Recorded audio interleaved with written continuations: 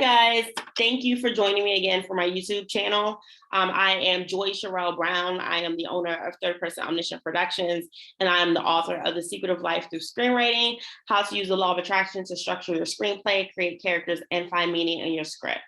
So today I want to talk about the movie Passing.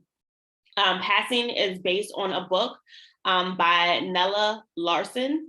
It is a book that is from the era of the Harlem Renaissance. And it was recently made into a Netflix movie by the same name called Passing. The movie was adapted by Rebecca Hall, and she was also the director of the film. And the film is starring Tessa, Thompson, and Ruth Negga. And one of the things I want to say first off is that the amazing thing about this movie is that even 30 years ago, back in the 90s, they probably would have casted white women to play the Black women who are passing for white. Like, that is just how sad casting choices used to be. And it's still like that a lot. Like, I think if Twitter didn't complain, or if the public didn't complain, that the studios would still try to get away with it. But, because people make such an uproar these days that, about inauthentic casting, we actually have two Black women playing the part of two Black women who are passing for white. Well, actually, Tessa Thompson's character only passes when it's convenient. She's not really passing. But Ruth Negga's character her name is Claire, and Claire has married a white man, and he does not know that she has any Black in her at all. And so the movie starts off with Irene, the character played by Tessa Thompson. They live in New York City. Well, Tessa Thompson lives in New York City, and Claire is visiting for business with her husband from Chicago. So the movie starts off with Irene going into a few stores, going to a hotel. And I think that Tessa Thompson does a great job of portraying Irene, who is, I think in Irene's mind, she wouldn't even call it passing necessarily, because if somebody asked her if she was Black, she probably would say, yeah, I'm Black.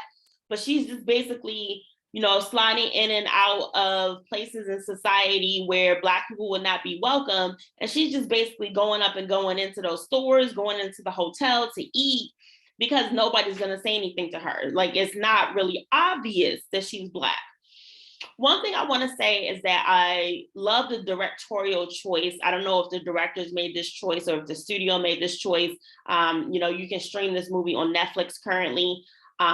Today's date is November 25th, 2021. I just streamed the movie last night. So as of today, it is still available on Netflix to stream. So one of the decisions that I really liked about the movie is that they decided to film the movie in Black and white, which I think works for many reasons. Number one, the movie takes place in the 1920s. So it is logical that it would be shot in Black and white, because when you went to the movies in the 20s, you saw movies in the theater in Black and white. Second, it makes sense because we as the audience, we already kind of know that Tessa Thompson is Black. We already know that Ruth Negga is Black because they have played characters in other movies of theirs where it was relevant that their characters be Black. So we know that they are Black. And in my opinion, they don't necessarily pass as well as a Paris Jackson or Halsey, because Paris Jackson and Halsey are Black women, but even when you know that they have Black parentage, they don't look Black. They look like white women. Two actresses that had the coloring more of Halsey or Paris Jackson would have been even more believable as passing. But because the film is in Black and white, I feel like they get away with it a little more because they do have a little bit of coloring to them, Tessa Thompson and Ruth Negga. But that's just how far we've come in the world of casting, that, just a couple decades ago, they probably would have tried to cast white women as the leads in a movie about Black women passing for white. So it's interesting, the life of Nella Larson, the woman who wrote the book Passing. She was herself a very, very, very, very light-skinned Black woman. She could herself also go through society at times that she chose, and she could pass if she wanted to. Her parentage was, her father was an Afro-Caribbean man. He came from the Caribbean Isles, and he had family members who were white, and then he also had a family member that was Black. Like, one of his parents was Black and one of his parents was white. And then Nella Larson's mom was like Dutch, basically. She was like a Dutch immigrant. And so her, Nella Larson's father, I think he died or passed away or left the family. And then her mother remarried a white man, and they had another child. And so the sister, Nella Larson's sister, was actually like completely white. So it also presented kind of a problem for the family when they would move into different neighborhoods, or they would try to go through society with Nella, because she kind of stuck out. She was a Black little girl, even though she didn't really look too Black. You kind of had to look like a little closely to see that she was Black. So that informed the writing that Nella Larson did. She's written 2 novels and a few short stories. She wrote the novel Quicksand in 1928, and then the novel Passing was 1929, and then she did some short stories. So one of the interesting things that I found out about Nella Larson is that she never really found a place to really fit into society, because even though she went to an HBCU for college, she wasn't used to being around people who were raised they were raised by Black people, because she was essentially raised by white people. So she always found it hard to kind of fit into society. And that even kind of carried over to her place in the Harlem Renaissance. She found a lot of success when she wrote her first novel, Quicksand. Quicksand was pretty, it was a novel, but it was autobiographical. And she got a lot of critical acclaim for it. And she also won the Guggenheim Fellowship, which is a prestigious award that even persists till this day. And she got good reviews and good critical acclaim for Passing. And I think I also read that it brought quite a little bit of money with it to her success. But let's remember, it's the 1920s. She was married. She got divorced because her husband cheated on her. She was married to a Black man. She got divorced, and so he had to pay her alimony, but the alimony only lasted till like 1944, I think. So she had a situation where I don't think she really had the luxury to just stop everything and stop working and to be a writer. And we still have talented people who face those problems today. Like, you can't just stop your day job to write or make movies if you don't have money. A lot of people in the film industry, a lot of people who are novelists and stuff, a lot of these people come from money in the first place. So they have that financial support to be able to just sit down and pursue their art. But Nella Larson, the author of Passing, didn't really have that. She didn't have the opportunity. She didn't have that privilege. She had to work, and she was a nurse for much of her career. And then for part of her career, she was a librarian. So she had to make a living. She had to take care of herself. I don't think she ever had any children, but still to have to financially take care of yourself, if you want a certain standard of living, you got to work. So that's the history of the author who wrote Passing.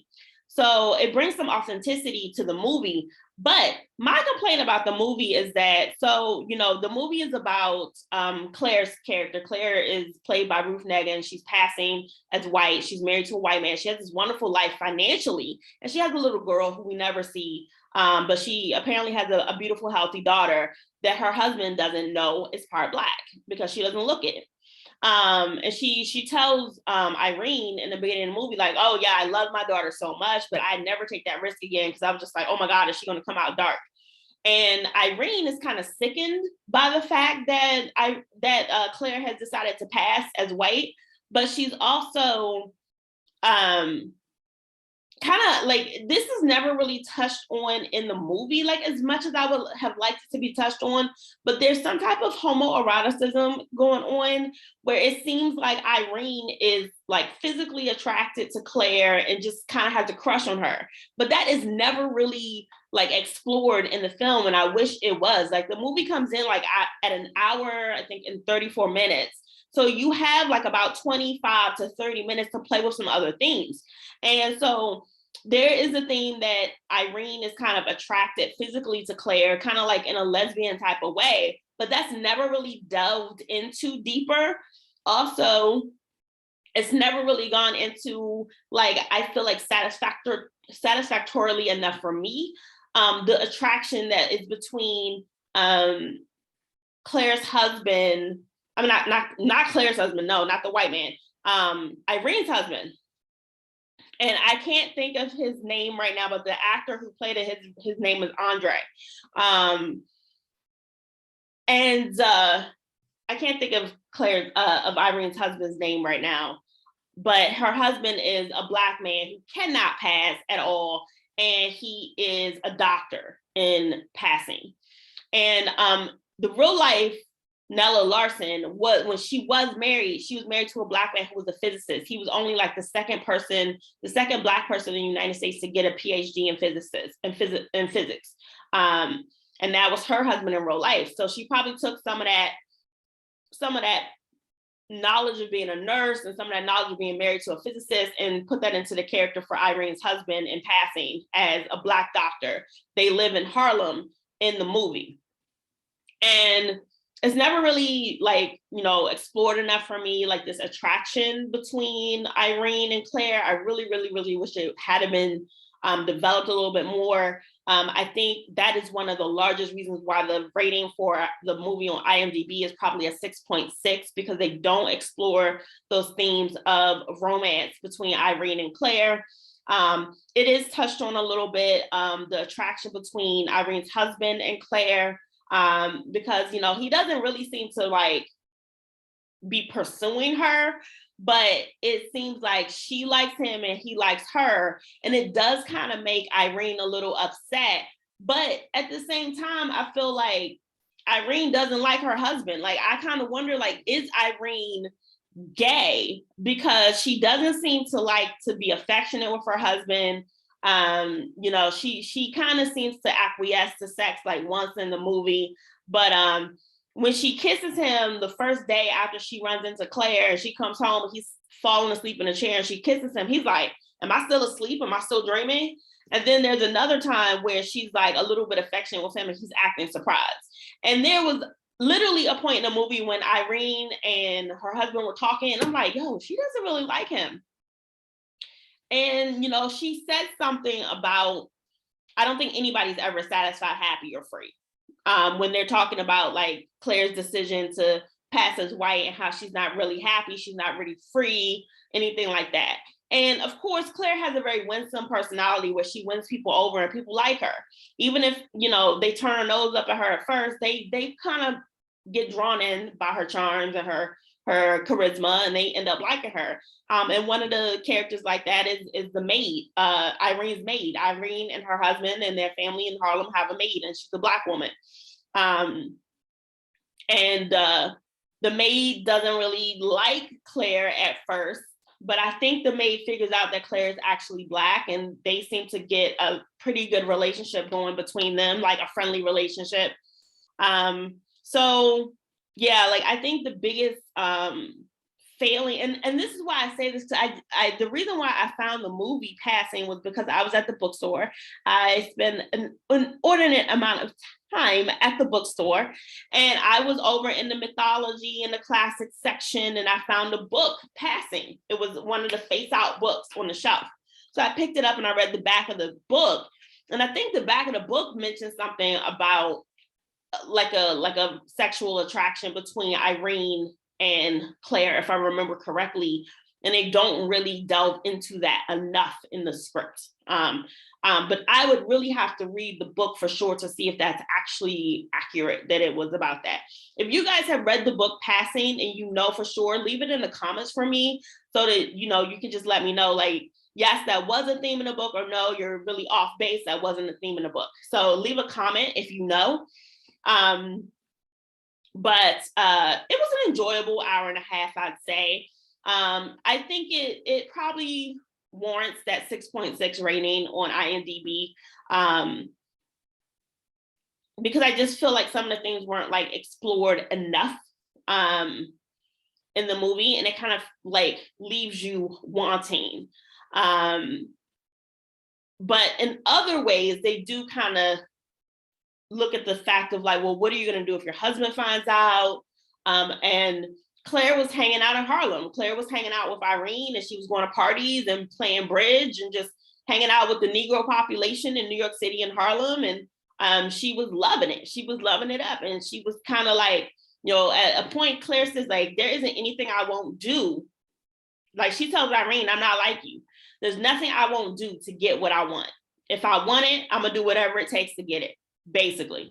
And that is accurate, because she married this white man when she was 18 years old, and she trapped herself in this world, and now she can't get out of. And, you know, to me, it makes sense. She was 18 years old. She was young.